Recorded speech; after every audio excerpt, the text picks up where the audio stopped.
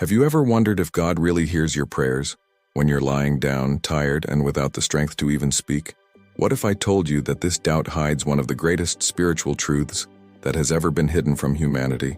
In today's video, you'll hear the shocking story of David Harlan, a truck driver from the United States who died in a brutal accident and came back with an urgent revelation from Jesus about praying while lying down, something you've never heard anywhere else. Get ready for a journey that will challenge everything you believe about faith, prayer, and truth. So, like it, subscribe to the channel, activate the bell, and comment below which city you're watching this video from, because this message needs to reach every corner of this world. My name is David Harlan. I am 38 years old. I live in Austin, Texas, and I have been a truck driver since I was 21. My life has always been filled with the noise of engines, long highways, and sleepless nights. I have never been one to pray. At most, I would say, "Help me out, God," before going to sleep, with my head buried in the pillow. I always thought that was worthless, that God didn't care if I prayed lying down, in silence, without raising my hands or kneeling on the floor. I was taught that praying like that was laziness and lack of faith. I believed that, until the day I died. It was a normal morning. I was driving down Interstate 35, returning from a delivery. I was tired. My eyes were heavy. Then, in what seemed like a blink of an eye, a truck appeared out of nowhere, crossing the road. I didn't have time. The impact was devastating. The sound of metal tearing, glass shattering, and my body being thrown sideways. I felt an incredible pressure in my chest. And then silence. Absolute silence. The first thing I noticed was that the pain was gone, and the noise too. All was peace, but not an ordinary peace. It was a living peace. A place with no floor, no roof, no walls, but with presence. A presence that surrounded me, knew me. I looked at my hands, or what seemed to be my hands, and I saw no body. I was pure consciousness, floating. And then something or someone approached. I didn't see a face right away, but my soul knew. It was him, Jesus. The most tender, most devastating, most genuine look I've ever seen. A look that cut through everything. Every memory, every mistake, every night when tired. All I could think was, "God, please hear me." He came closer, without judgment, only with love, and he said a sentence that tore apart the lie I'd always been taught. "David, I heard every one of those prayers, including the ones you said, lying down." At that moment, everything inside me collapsed. The shame, the doubt, the guilt for thinking I wasn't praying properly. Jesus didn't need to say anything else for me to understand. I had never been talking to the ceiling. I had never been alone. Those words changed everything. That was when my true experience with heaven began. And, more than that, it began the unmasking of the biggest spiritual lie I had ever been told. I couldn't take my eyes off him. I didn't even need to see a full face. It was as if my spirit had recognized who he was since before I was born. There was no introduction. No sound of trumpets, no need for explanations. It was Jesus, and the way he looked at me, my God, that look didn't condemn, it didn't demand, it didn't weigh down, but at the same time, it went right through. He knew everything. He knew every prayer I made in my mind without a voice. He knew the days when I would lean my head against the truck window, exhausted, thinking quietly, "God, I'm tired." He knew the times when I thought that only a prayer on my knees would be worth it. He even knew the times when I remained silent out of shame. And even then, he looked at me as if to say, "I've been with you through them all." He came closer, as if he were going to embrace someone he hadn't seen in years, and he touched my shoulder. When he did so, I felt as if a weight of decades had been lifted from my spirit. And then he said something that will echo within me until the end of time. "David, your whispered prayers in the dark were like thunder in the sky." I trembled, literally, because this went against everything I believed in. "What do you mean?" The prayers I could barely form, the ones I said without a voice and lying down, defeated, crying in silence. Were they heard? Were they felt? Did they move the heavens? He smiled, but it was a smile with tears in his eyes, as if he felt my pain too, from all those years of unnecessary guilt. Then he showed me something, as if the space around me tore apart, and a scene from my own life appeared, alive, pulsing. It was me, lying in the bed of the truck cab. My eyes were red from driving so much. I just thought, God, just help me go on a little longer. And there was Jesus beside that cramped bed, listening to me, accompanying me, and smiling. A serene, loving smile that said, you thought I wasn't there, but I was. I always was. The emotion took hold of me so strongly that I couldn't contain it even in heaven. I cried, but it wasn't out of sadness. It was a cry of liberation. For the first time, I understood that God never demanded performance. He demanded truth, and truth often comes when all we have left is tiredness and silence. And Jesus concluded with a voice that seemed to echo throughout the universe around me. I don't hear words, I hear hearts. At that moment, the lie began to crumble. The lie that says that God only listens to the strong, those who speak beautifully, those who kneel. There, before that eternal gaze, I understood. God listens to the fallen. God listens to those who lie down. God listens to the broken. After hearing those words, I hear hearts, I thought I had seen it all. But no. Jesus looked me in the eyes and said, with the gentleness of someone who is about to open a wound to heal, now, look. The space around us began to open up, as if I were in the middle of a living sky, curtains of light parting, and then I saw it. Scenes from my own life appeared before me, like films projected into eternity. They were small moments, ordinary to my eyes, but now, in that divine light, I saw how sacred they had been. I saw myself, lying in bed in the dark, with my eyes open, staring at the roof of the truck, too tired to speak.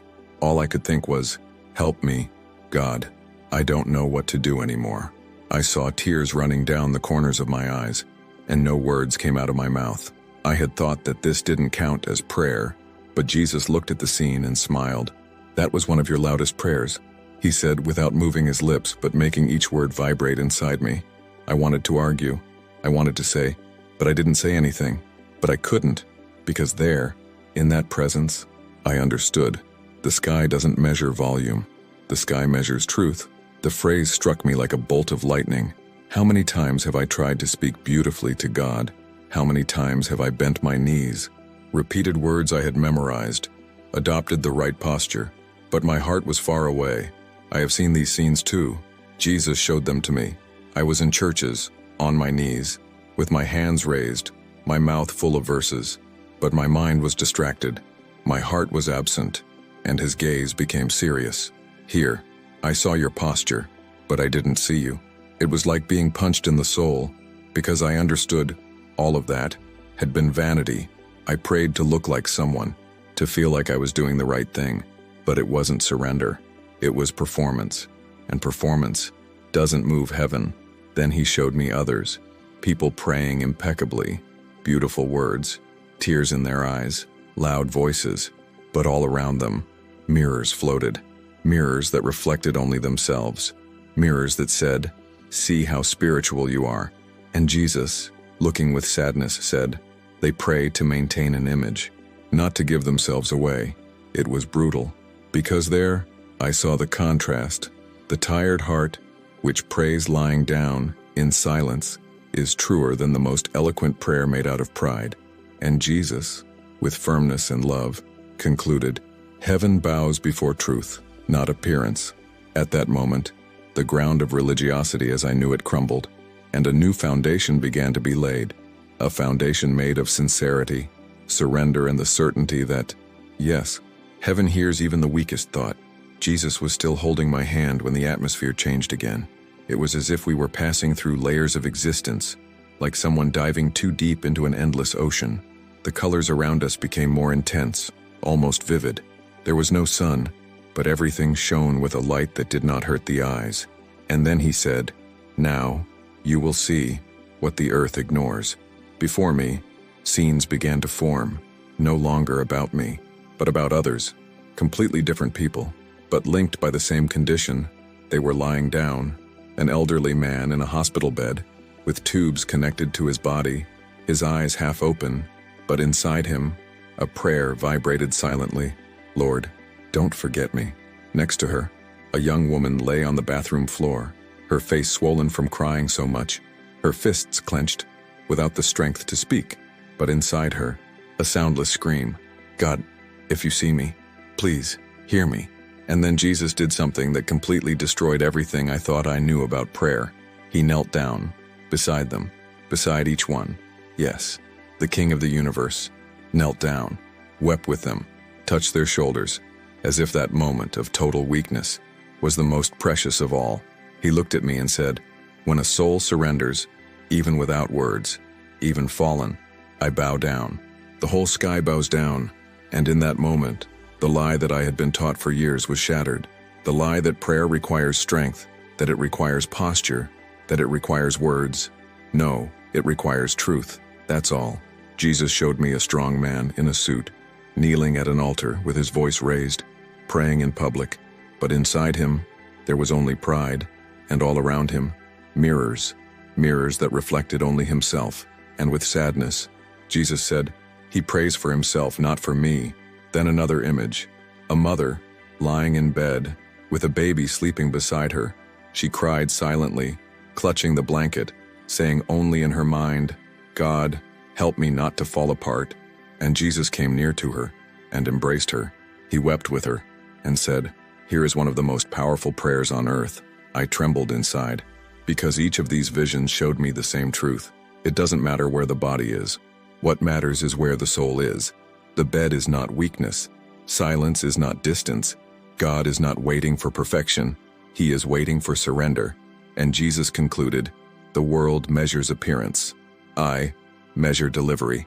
Those words were engraved in me like a branding iron, because there, for the first time, I truly understood what it means to pray with the Spirit and not with the body.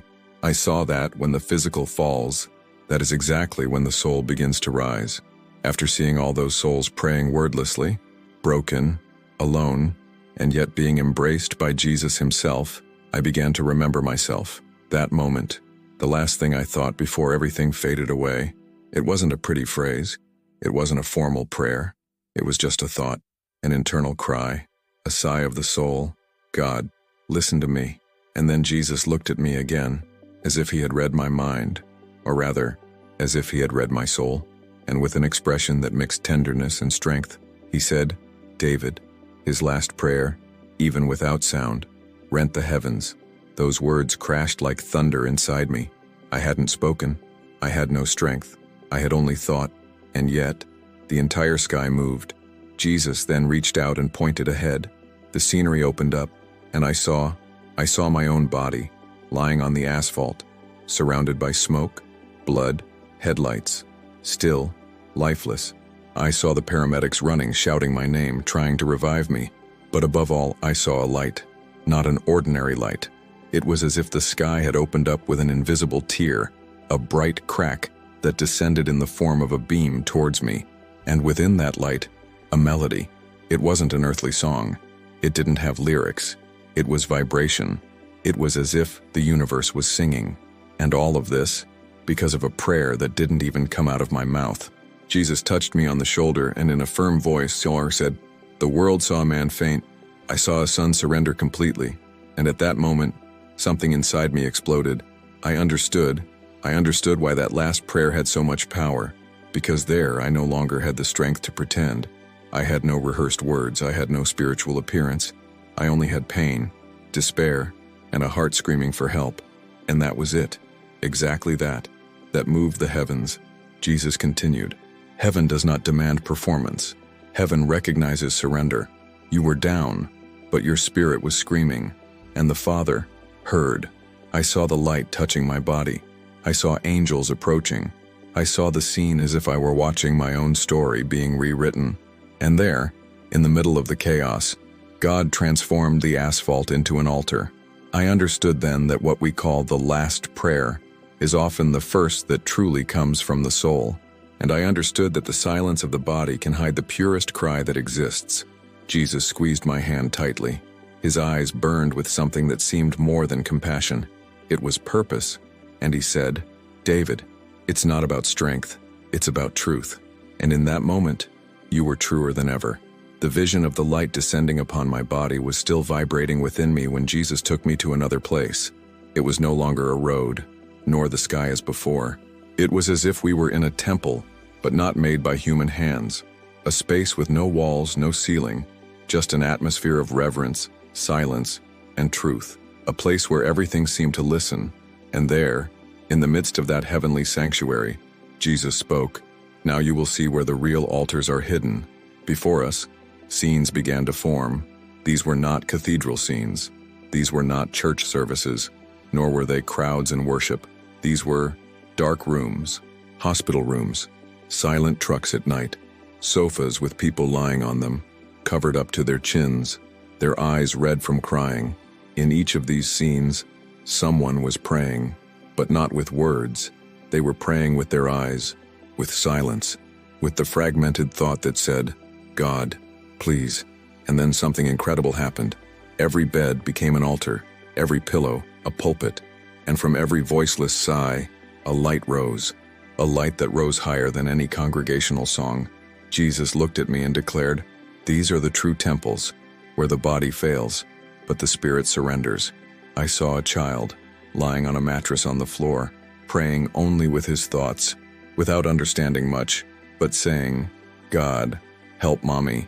I saw an elderly woman with Alzheimer's, unable to form sentences, but with her heart asking for peace.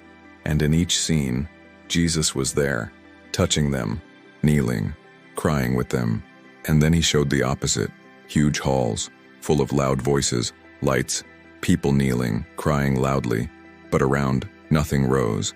Prayers hit an invisible ceiling and fell, and I saw the mirrors again, mirrors that reflected vanity, ego, spiritual pride.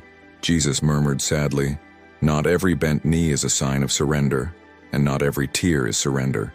Some bend their bodies but keep their hearts standing tall." Those words cut deep, because I saw myself there too. How many times have I bent my knee to feel like I was doing it right? How many times have I cried for myself? How many times have I worried more about as was praying than with who was I praying? Jesus reached out his hand to me and showed me my own body again. And then he said, "That hard ground, where you fell, was your truest altar. Because in that moment, you didn't care about appearance. You just wanted to be heard. And that, I never despise."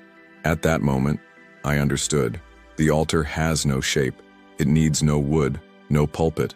A surrendered heart transforms any place, any bed, any floor, any silence, into a holy place. And Jesus concluded, with a voice that seemed to penetrate all the layers of the soul, "Heaven doesn't need an audience. Heaven needs surrender." Jesus was still holding my hand when the scene changed once more. Now we were in a huge spiritual hall of sorts, with no walls or ceiling, but it was packed to the brim. Thousands of people were kneeling, hands raised, voices in chorus. Everything seemed holy, everything seemed sacred, but something was wrong. There was an invisible ceiling above that place, a spiritual boundary, and I saw, horrified, that many of the prayers hit that ceiling and simply fell. They didn't go up. They didn't go through. They were beautiful, moving, but truly empty. They pray, but they don't find me, Jesus whispered with pain in his eyes. I began to see more clearly. In the crowd, Jesus showed me a man in an impeccable suit, kneeling with his hands together, eyes closed, and a powerful voice. But around him, mirrors were spinning, small, floating, reflecting himself. Every word he said came back to him, as if he were praying to himself. "He is not speaking to me," Jesus said, with regret. "He speaks to maintain his reputation, to feed his image as a man of faith."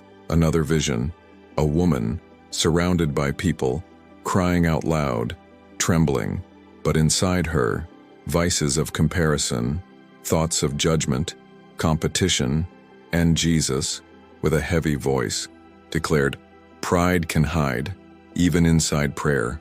Those words fell on me like a stone on my chest. I had never thought of that even prayer could be a stage, that even kneeling could hide vanity.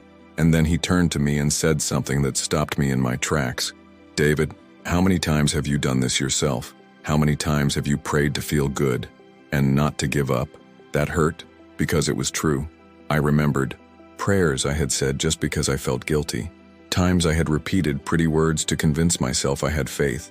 Times I had bent my knees to appear spiritual. But inside, I was empty. Jesus did not judge me, but his gaze said it all.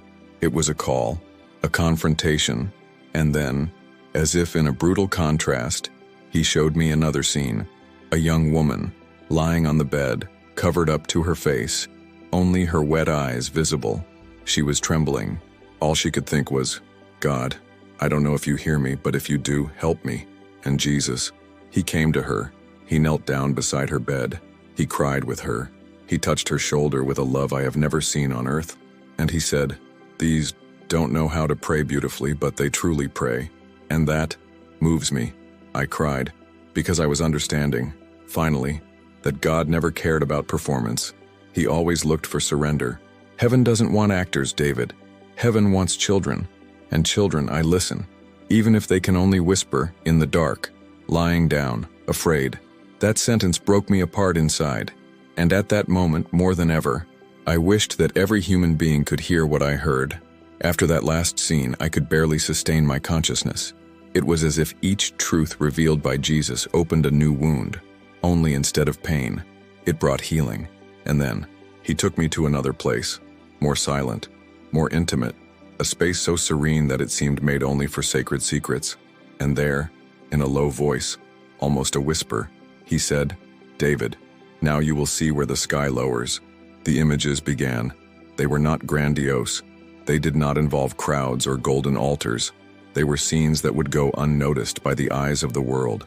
A father lying on the couch, holding back his tears so as not to wake his children, with his hand on his face and thinking, "God, I don't know what to do anymore." An elderly lady, alone in a dark room, holding her pillow, whispering, "Lord, just give me peace." And then I saw the impossible. In each of these scenes, Jesus knelt. He reached out. He touched. He cried with me, as if that moment, that instant of despair without performance, was more valuable than 1,000 packed church services. He looked at me and said, "These beds, these sofas, these bathrooms are the places where I kneel the most, because here, there is no audience. There is only truth." And I saw more. I saw a teenager, lying down with headphones on, tears streaming down his face, not even knowing how to pray, just saying, "If the Lord exists, speak to me." And I saw the entire sky move, a soft, almost imperceptible light touching that dark room as if it were the throne of God itself descending to earth. Jesus also showed me, lying on the asphalt, my chest still, my body lifeless, and yet my spirit screaming, screaming without sound, without form, only surrender. And he said, "You weren't failing, you were finding me, for real." That's when I realized the biggest revelation yet. Heaven does not respond to force. Heaven responds to sincerity. And often, sincerity only appears when the strength runs out, when we no longer have control, when the pose disappears, when the body gives up, but the heart resists. Jesus then declared with such absolute authority that it seemed to stir the very fabric of existence. When a heart surrenders, even without words even fallen, the sky lowers itself, and I bow down. That sentence became a milestone within me, a turning point, because I finally understood why so many times, when I prayed beautifully, I felt nothing. But in silence, lying down, tired, I felt peace. It was there. It was in that place, the place of surrender, where there is no more strength, where there is only truth. And with tears in his eyes, Jesus said to me, "David, the pillow was never the problem. The silence was never the obstacle. The real problem was always the distant heart." Jesus looked me in the eyes, with a look that did not bring anger, but deep pain, a sadness that did not come from disappointment, but from compassion. And then, with a voice as firm as thunder and as soft as a breeze, he said, "David, now you will see the lie that keeps millions away from me." The surroundings changed again. It was as if we had entered a denser layer of the spiritual world. The colors were dark, but not evil. It was a space of illusion. And when the veils opened, I saw millions of people, yes, millions, tired, distressed, lying in their beds, some with their eyes open, staring at the ceiling, others in hospitals, others just motionless, trapped in their own fatigue, and all with a common thought: God won't hear me like this. It was like being punched in the chest. I felt the weight of that lie hanging over them like a thick cloud.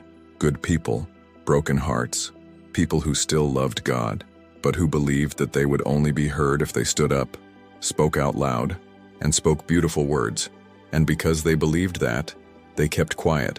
Jesus then said, "That is the most silent lie and the most cruel, that I only listen to the strong, that I only receive beautiful speeches, that the bed is a place of weakness and not of encounter." And then a scene tore me apart. A woman lying down, deeply depressed, her eyes glazed over. She wanted to pray, but she felt unworthy. "I can't even get out of bed, and how will God hear me?" she thought, and Jesus cried. He knelt beside her, he touched her hair, and whispered, "You don't need to stand up for me to hear you. I come to you." In another scene, a young man suffering from anxiety attacks, sweating coldly, lying on the bathroom floor, could only repeat mentally, "Listen to me, God, listen to me." And the response was instantaneous, a soft light touching his heart, as if heaven itself had descended there on that cold, lonely ground. Jesus looked at me and with tears in his eyes said, "David, this lie silences hearts. It drives children away. It makes people stop talking to me, when, in truth, it is there, in this state, that I come closest." That's when it all fell into place. I saw how this lie had silenced me for years, how it had made me feel unworthy, how it had made me believe that God only listened to the perfect. And then Jesus concluded, with a truth that exploded inside me. The enemy doesn't need to stop you from praying. He just needs to convince you that your prayer is worthless. This phrase burned in my spirit like a sacred fire, because there, in that moment, I understood. What separates us from God is not tiredness. It is not silence. It is the lie that, having fallen, we are not heard, when, in truth, it is having fallen, that we are heard more than ever. Jesus took me back to that final moment. The cold asphalt, my body was inert. The sounds of the earth seemed like distant echoes, and there I was, lying down, broken, voiceless, with my heart beating its last beat. But in the middle of that deadly silence, there was a whisper, a cry from the soul that no one heard, only Him. "God, listen to me." And then, the impossible happened. I saw the sky open like a fabric being torn. A white, living light descended upon me with violence and tenderness. Along with it, an indescribable melody. There were no lyrics, but there was power, a symphony made of surrender, desperation, and raw faith. It was as if the entire universe was responding to that weak thought, as if that silent prayer had shaken eternity. Jesus looked at me and said, "David, that was one of the most powerful prayers that ever ascended the throne, because there was no pride, there was no vanity, there was no performance, only truth." I could not hold back the tears. And then He pointed to my heart, the one that, on earth, had stopped, and in a voice that seemed to contain the notes of all the galaxies, He declared, "I listen and even to what your heart cannot say." In that moment, all the weight of guilt I had carried for years dissolved. I saw every night I had blamed myself for not praying the right way. Every time I thought God was far away because I was lying there, tired, speechless. I saw every time shame had silenced me, and I understood. I've never been talking to the ceiling. Never. Jesus held my face between His hands and spoke firmly. "David, go. Tell everyone that heaven does not wait for perfection, that the pillow is an altar, that tiredness is not a sin, that the dawn is sacred ground." And then everything began to disappear. The light, the heat, the music, the touch. I felt my spirit being pulled back with an indescribable force. And before it all disappeared, Jesus said, with one last sentence that burned fire into my spirit, "Tell me that I hear even the whispers. Tell me that the sky bows when a son lays down his body, but gives up his soul." And then everything went dark. For a second, there was just silence, until I heard a distant scream. "He's coming back! My God, He's back!" But that cry was not from heaven. It was from earth. That was the end of my experience between life and death, and the beginning of my new life. I came back. But I came back with a clear mission. The mission to destroy the biggest lie ever told about prayer. The lie that says that praying lying down is not worth it. Because now I know. Now I have seen. Now I have lived. The pillow is an altar. Silence is a song. And God hears even what you cannot say. If you liked this beautiful spiritual testimony, leave a like, comment your impressions, subscribe to the channel, and don't forget to activate the notification bell to watch each new video and help us spread this message to a greater number of people. Until next time.